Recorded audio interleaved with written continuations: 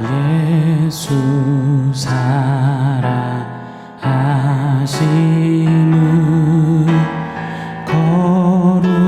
거룩하신 말일세.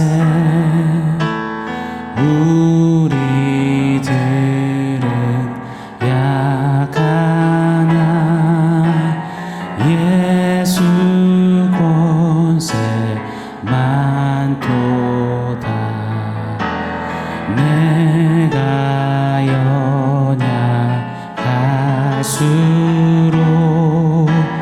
더욱 귀히 여기사 높은 보좌 위에서 낮은 나를 보시네. 날 사랑하심,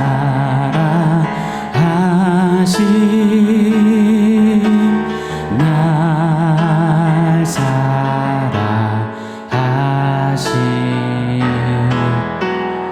날 사랑하심. 성경에 써있네.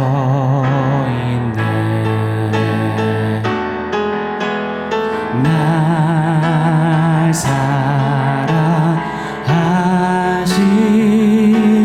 성경에 써있네.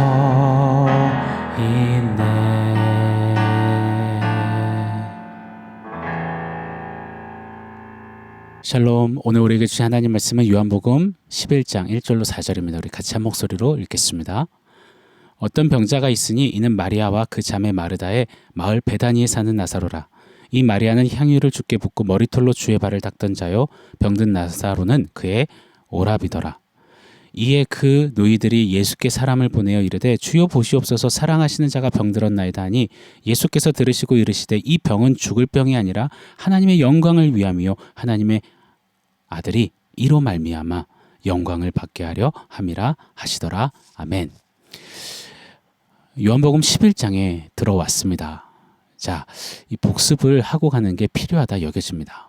잠깐 이 공부 모드로 들어가겠습니다. 2, 3분 정도만 좀 귀 기울여서 함께 따라와 주시면 감사하겠습니다. 자, 요한복음은 크게 두 가지 주제로 볼 수 있다고 말씀드렸습니다. 1장부터 12장까지 이 표적과 13장부터 끝장까지의 이 영광이죠. 표적과 영광. 자, 표적을 통해서 마치 이렇게 하는 거예요. 자, 주목하며 예수님을 보게 하죠. 그리고는 그 예수님이 행하시고 이루시는 영광스러운 십자가의 그 부활의 복음을 밝히 드러내시는 그런 구조인 겁니다. 11장에 들어가면서 우리는 첫 번째 대주제인 표적, 이 표적에 대해 복습을 해야 하겠습니다. 예수님은 우리가 이제 살펴볼 요한복음 11장에 죽은 나사로가 살아나는 표적까지 총 7개의 표적을 베푸십니다. 여러분, 표적 기억하시나요? 세메이온이라는 원어가 사용되었습니다. 사인이라는 뜻이죠. 우리식으로는 표지판 정도로 생각해 볼 수 있습니다. 표지판의 역할이 무엇인가요? 이 목적지를 가르쳐 주는 거잖아요. 자, 이 표적의 목적지가 그럼 무엇일까요? 마태복음 12장에 서기관과 바리새인 몇몇이 예수님께 나와 이 표적을 보여달라고 그렇게 요청을 하죠. 그때 우리 예수님이 이런 말씀을 하세요. 선지자 요나의 표적밖에는 보일 표적이 없다. 그러시면서 요나가 밤낮 사흘을 큰 물고기 뱃속에 있었던 것 같이, 그래서 나와서 외쳤을 때 멸망당할 니느웨 사람들이 돌아와 회개했던 것처럼 인자도 밤낮 사흘을 땅속에 있을 것이다. 십자가에서 죽고 밤낮 어둠 속에 있다 부활함으로 멸망당할 죄인들에게 복음을, 그 영광을 선포할 때 살아나게 될 것이다. 이것이 표적이다.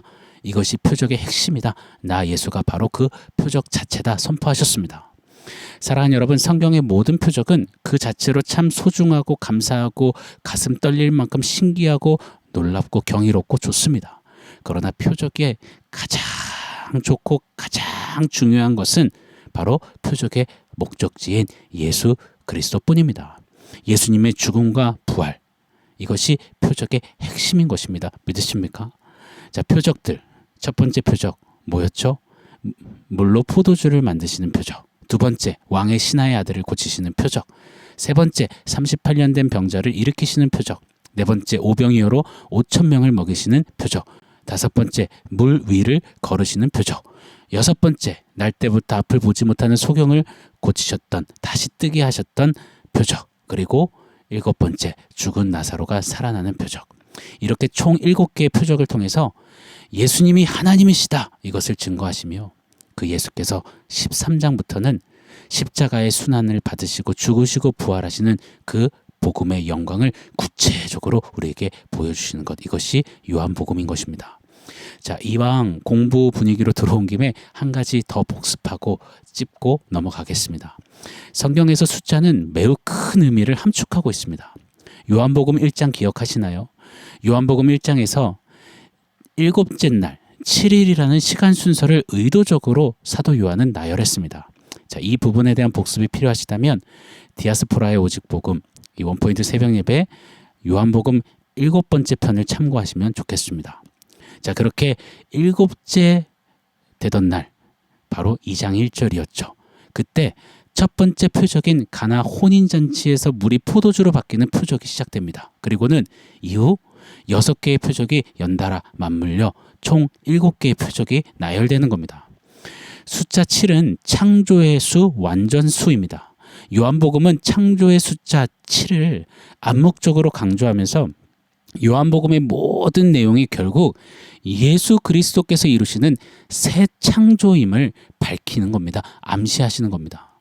자, 그런 의미에서 우리가 살펴보게 될 7번째 표적, 죽은 나사로가 살아나는 이 기적은 새 창조를 보여주시는 하이라이트 장이라고 해도 과언이 아닐 것입니다.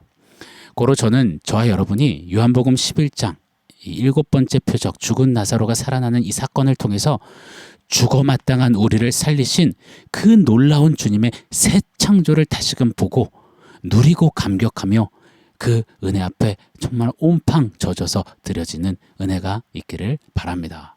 자, 그럼 이제 본격적으로 11장 이 7번째 표적으로 들어가겠습니다. 1절, 2절을 제가 읽어드리겠습니다. 어떤 병자가 있으니 이는 마리아와 그 자매 마르다의 마을 베다니에 사는 나사로라. 이 마리아는 향유를 주께 붓고 머리털로 주의 발을 닦던 자요, 병든 나사로는 그의 오라버니더라. 자, 11장의 이 등장인물부터 좀 소개해 드리겠습니다. 베다니에 마르다, 마리아 자매가 있고 이 자매들의 오라버니, 오빠죠, 나사로가 있습니다. 나사로는 누가복음 16장에 나오는 부자와 거지 나사로 비유에 등장하는 그 나사로가 아닙니다. 동명이인입니다. 참고해 주시길 바랍니다. 마르다는 예수님을 극진히 섬기는 여인이었고요. 마리아는 후에 살펴볼 요한복음 12장에서 예수님 발에 향유를 붓고 머리카락으로 닦았던 여인입니다. 자, 그런데 나사로는 병자다라고 이렇게 오늘 본문은 명시하고 있어요. 굉장히 무겁고 힘든 그런 병을 앓고 있었음에 틀림이 없습니다. 그 병세가 매우 위중했는지 마르다와 마리아는 예수님께 지금 사람을 보내어서 SOS, 간청, 간구를 하고 있는 겁니다. 3절 말씀이죠. 이에 그 노이들이 예수께 사람을 보내어 이르되 주여 보시옵소서, 사랑하시는 자가 병들었나이다 하니. 자, 보십시오. 예수님께 지금 다급히 아뢰고 있는, 간구하고 있는 마르다와 마리아의 이 외침에서 한 가지 중요한 부분을 발견하게 됩니다. 이들의 간구와 요청은 한 가지를 분명히 전제하고 있음을 보게 됩니다. 바로 예수님은 사랑하신다, 이 진리를 그들은 붙잡고 요청하고 있습니다. 간구하는 겁니다. 오빠 나사로가 병이 들어 위중하지만 그럼에도 분명한 사실은 예수님은 오빠 나사로를 사랑하신다. 사랑하는 여러분, 우리가 어떤 상황에서도 어떤 시간에서도 놓치지 말아야 하는 가장 확실한 진리가 있습니다. 그 어떤 문제와 소용돌이 풍랑 속에서도 잃지 말아야 하는 가장 큰 사실 말입니다. 내가 병들었거나 내 상황이 병들어 곧 죽을 것 같은 형편일지라도, 내 사랑하는 누군가가 아파 죽게 되었다 하더라도, 그 어떤 문제도 상황도 형편도 막을 수 없고 가릴 수 없는 한 가지 분명한 은혜, 그 은혜가 있다는 겁니다. 바로 예수님은 사랑하신다. 이것을 빼앗겨서는 아니 될 줄 믿습니다. 다시요. 난 예수님이 사랑하시는 자다. 믿으십니까? 태산 같은 문제가 떡하니 버티고 가로막아 선다 해도요.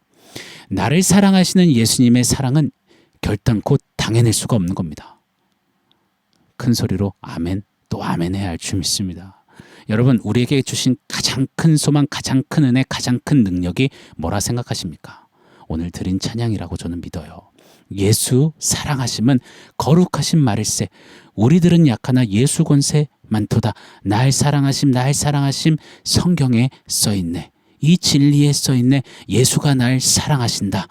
이 진리를 어떤 상황에서도 잊지 않는 저와 여러분이 되기를 예수 이름으로 축원합니다. 자, 오빠 나사로가 그 병듦 그리고 임박한 죽음 앞에 서 있습니다. 그 문제를 가지고 예수님께 간절히 간구하는 마리아 마르다 자매이죠. 그녀들에게는 정말 절체절명의 풍전등화 같은 거대한 문제였습니다.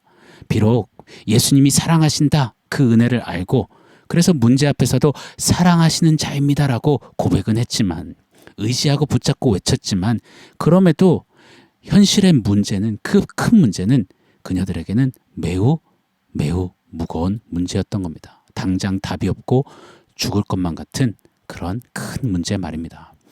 그런데 그 문제를 우리 예수님은 이렇게 보시는 거예요. 오늘 보면 4절입니다. 예수께서 들으시고 이르시되 이 병은 죽을 병이 아니라 하나님의 영광을 위함이요 하나님의 아들이 이로 말미암아 영광을 받게 하려 함이라 하시더라. 아멘. 이 문제는 너희를 집어삼키는 문제가 아니라 이 문제는 하나님의 영광을 위함이다. 예수 그리스도의 영광을 위함이다. 이렇게 말씀하십니다. 그 영광이 뭐죠? 바로 예수께서 이루시는 새 창조입니다. 예수께서 십자가에서 대속의 죽음을 죽으시고 부활하사 이루시는 그 영광의 복음, 그 영광스러운 새 창조, 이것을 보여주실 것이다. 그것이 문제에 담긴 의미다 라고 선포하십니다. 나사로가 죽는 그 심각한 문제를 바라보는 시각 차이가 분명히 있는 겁니다. 자, 그런데 이는 단순히 시각 차이, 의견 차이가 있네요 정도가 아닌 겁니다. 이는 천지 차이, 천국과 지옥 차이임을 우리는 분명히 볼 수 있습니다. 사랑하는 여러분, 문제를 문제로 보기 시작하면 그 문제는 반드시 우리를 집어삼키고 맙니다. 우리에겐 지옥을 경험케 합니다. 그러나 문제를 하나님의 눈으로 보기 시작하면 그 문제는 하나님의 역사가 됩니다. 하나님의 영광이 됩니다. 믿으십니까? 이사야서 55장 8절 9절에 선포하신 그 하나님의 눈, 시각으로 우리 문제를 살펴보기를 원해요. 이렇게 말씀하십니다. 이는 내 생각이 너희의 생각과 다르며 내 길은 너희의 길과 다름이니라. 여호와의 말씀이니라. 이는 하늘이 땅보다 높음같이 내 길은 너희의 길보다 높으며 내 생각은 너희의 생각보다 높음이니라. 아멘. 내 생각은, 내 바라보는 것은 너희의 생각과 너희의 시각과 다르다. 너희는 그 문제 다 끝나 죽어 없어질 문제로 보고 있지만 내 눈은, 내 생각은 다르다. 나에게는 너가 보지 못하는 내 수준의 계획과 일들이 있도다. 나는 그 영광을 보노라. 여러분, 우리는 감히 하나님의 생각, 하나님이 보시는 그것을 다 볼 수 없고 읽어낼 수 없습니다. 그러나 우리에게 주어진 하루의 삶이 하나님이 나를 사랑하셔서 허락하신 삶이라 확신한다면, 믿는다면, 그분이 날 사랑하신다라는 그 믿음의 확신만 오늘 한날 분명히 갖고 있다면 어떤 문제일지라도 하나님은 우리에게 가장 완전한 영광스러운 일들을 주신다라는 것, 이것이 불변의 진리인 것입니다. 비록 내 생각과는 다르더라도 그래도 우리는 하나님의 시각으로 오늘 내 삶에 주어진 문제를 바라볼 수 있어야 합니다. 사랑하는 여러분, 오늘 어떤 태산 같은 문제가 여러분의 앞을 가로막고 있습니까? 예수께서 날 사랑하시는데 그 사실조차 뒤로 할 만큼 어떤 문제가 여러분의, 저의 숨통을 쪼여오고 있습니까? 문제 때문에 죽습니다, 끝장났습니다 하지 마십시오. 문제를 향해 외치시는, 우리를 사랑하시는 주님 음성에, 이 말씀에 귀 기울이기를 원합니다. 내 영광을 위함이라. 네가 내 영광을 보게 될 것이다. 믿으십니까? 문제에 두던 우리의 시각을, 초점을 문제를 영광으로 채우시는 우리 주 예수님께 옮겨보면 어떨까요? 그리할 때 로마서 8장 37절 그러나 이 모든 일에 우리를 사랑하시는 이로 말미암아 우리가 넉넉히 이기느니라. 이 영광스러운 주님의 역사를 문제 가운데서도 넉넉히 누리며 너끈히 이기게 하실 줄 믿습니다. 자, 오늘 말씀을 종합해서 원포인트 세워보겠습니다. 오늘 원포인트는 문제 토스입니다. 문제 토스. 제가 표현해본 문장이지만 한 번 더 반복해 읽어드려 볼게요. 문제를 문제로 보기 시작하면 그 문제는 반드시 우리를 집어삼키고 맙니다. 그러나 문제를 하나님의 눈으로 보기 시작하면 그 문제는 하나님의 역사가 됩니다. 하나님의 영광이 됩니다. 아멘이시죠? 사랑하는 여러분, 문제에 몰입되지 않으시기를 축복합니다. 함몰되지 마십시오. 그래서 그 문제에 멱살 잡혀 끌려다니며 그 문제에 그냥 종노릇하며 굽신거리지 않는 우리가 되기를 원합니다. 문제 앞에서 예수 사랑하심은 거룩하신 말일세 날 사랑하심 그렇게 노래하며 그 문제를 좀 하나님께 토스합시다. 그리고 하나님의 눈으로 바라봅시다. 문제는 하나님의 영광이 열리는 서문이 되어질 것입니다. 요한복음 11장 40절에 네가 믿으면 하나님의 영광을 보리라 하십니다. 문제 가운데서도 네가 믿으라. 내가 널 사랑한다. 이 문제는 하나님의 영광을 볼 것이다. 이 말씀에 아멘하며 오늘도 우리의 문제를 하나님께 토스하기를 원합니다. 사랑하는 성도 여러분, 오늘 말씀과 원포인트 기억하면서 우리 함께 기도하겠습니다. 하나님, 문제 가운데서 날 사랑하시는 예수님 의지하며 그 문제를 하나님의 눈으로 바라볼 때 그 문제가 하나님의 영광이 쏟아지는 기적이 됨을 누리며 달려가는 신앙길 살겠습니다. 걷겠습니다. 우리 그렇게 결단하며 기도하겠습니다.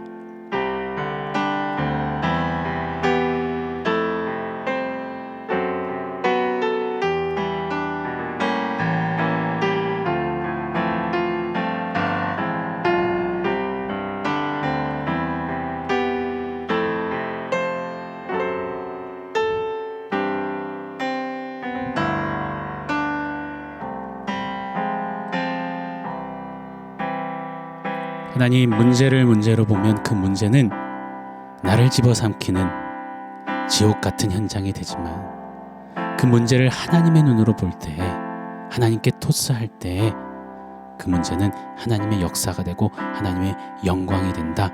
도전하여 주시니 감사합니다. 신앙길 걸어가면서 숱한 문제들을 맞닥뜨릴 때마다 그 문제에 함몰되지 않게 하시고 그 문제를 사랑하시는 예수님께 맡겨드릴 때 그 문제 가운데서 하나님의 영광을 누리고 맛보고 취하고 고백하고 외치고 자랑하는 그런 우리 모두 되게 하여 주시옵소서. 예수님의 이름으로 기도합니다. 아멘.